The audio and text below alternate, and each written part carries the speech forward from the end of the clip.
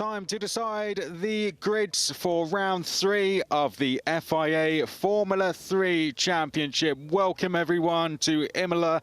It's been a little while since we've gone out for a qualifying session. Expecting to see stoppages, we're expecting to see red flags out there, and indeed the field immediately jump out onto the racetrack to try and get those banker laps in so they don't lose out to a yellow flag later on. You mentioned there, get the banker laps in. That's because we have gravel traps. That new gravel on is then so important to get that throttle down and keep it just inside track limits. A neat and tidy lap for Goethe.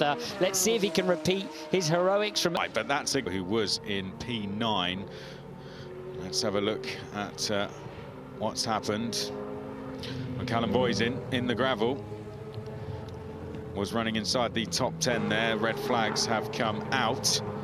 So it's Loke and Browning who have yet to get a lap in at this stage in earnest, although Trim sectors on the board. It's a long run to the start-finish line. Let's see what he can do in this first legal lap across the line. Here he comes up to the line. Luke Browning for High Tech Pulse, P4 for him. Ollie Goethe will shortly follow him. Wait for him to come over the line. There goes Alex Dunn. Here comes the Red Bull Junior. Ollie Goethe, provisional pole position for the Campos Racing driver, 132.517, and that is good enough to put him at the top of the standings with 15 minutes. Fornaroli coming out of the final part of Ravazza now. Just the DRS to open and get up to the start-finish line. The Italian makes his way. Fornaroli here at Imola. What a result for the Italian with this. Out the final corner, Alex, he's on a flyer.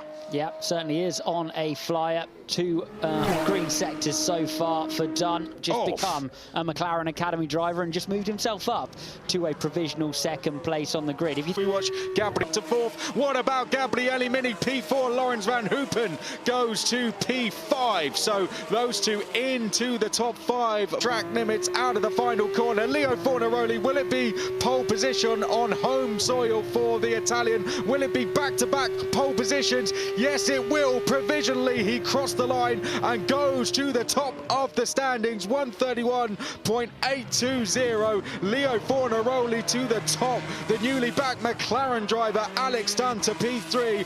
What about his teammate though? Sami Megatunif and Santiago Ramos both improving. They come up to the line now. Let's see what Sami Megatunif does. P2 for the Trident driver. P1 for the Mexican. Santiago Ramos to pole position with a 131.7.